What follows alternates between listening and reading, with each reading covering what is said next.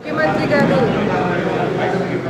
మరి సమస్యలు తెలుసుకోవాలని చెప్పి తాలూకా వైజ్ మీటింగ్ పెట్టుకోమని చెప్పి మా అందరికి చెప్పడం జరిగింది. మరి నేను మంత్రి అయిన తర్వాత కాన్స్టిట్యున్సీలో అందరినీ కలవాలి, ప్రతి ఒక్క మండలం తిరగాలి అని చెప్పి కూడా అనుకోవడం జరిగింది. మరి తాలూకా వైజ్ మీటింగ్ కాకుండా ఈరోజు మండల్ వైజ్ మీటింగ్ పెట్టుకోవడం జరిగింది. మరి మొదటిసారి నేను మంత్రి అయిన తర్వాత రుద్రవరం మండలంకి రావడం జరిగింది. చాలా సంతోషంగా ఉంది మా వాళ్ళందరినీ కలుసుకోవడము. మరి అదేవిధంగా వాళ్ళందరితో కూడా ఒక మీటింగ్ పెట్టుకోవడం జరిగింది, ఒక రివ్యూ మీటింగ్ కూడా పెట్టుకోవడం జరిగింది. అధికారులందరితో కూడా ఎక్కడెక్కడ సమస్యలు ఉన్నాయి అని కూడా తెలుసుకోవడం జరిగింది.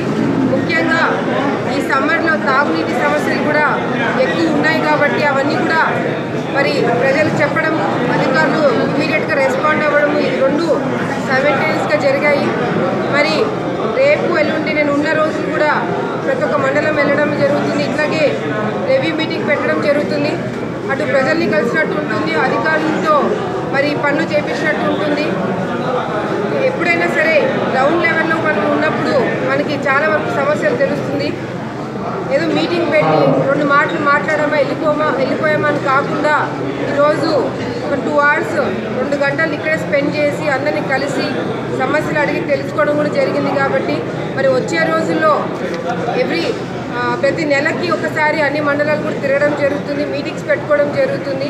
ఈ విధంగానే అందరితో కూడా మరి టచ్లో ఉండడం కూడా జరుగుతుంది. ఎక్కడ కూడా ఆళ్ళగడ్డ తాలూకాకు సంబంధించిన ప్రజలకి నాకు గ్యాప్ రాకుండా కూడా చూసుకోవడం కూడా నా బాధ్యత. ఎందుకంటే ఇప్పుడు తిరుపతి ఇన్ఛార్జి ఇవ్వడం జరిగింది, అదేవిధంగా టూరిజం మినిస్టర్ కూడా మరి బాధ్యతలు నాకు ఇవ్వడం జరిగింది. కాబట్టి మరి మెయిన్ నా బేస్ ఆళ్ళగడ్డకి గ్యాప్ రాకుండా చూసుకోవాల్సిన బాధ్యత ఉంది. కాబట్టి ఈరోజు తాలూకా వైజ్ మీటింగ్ కాకుండా మండల్ వైజ్ మీటింగ్ పెట్టుకోవడం కూడా ముఖ్య కారణం కూడా ఈ కారణాలను కూడా మీరు అందరికీ నేను తెలియజేసుకుంటున్నాను.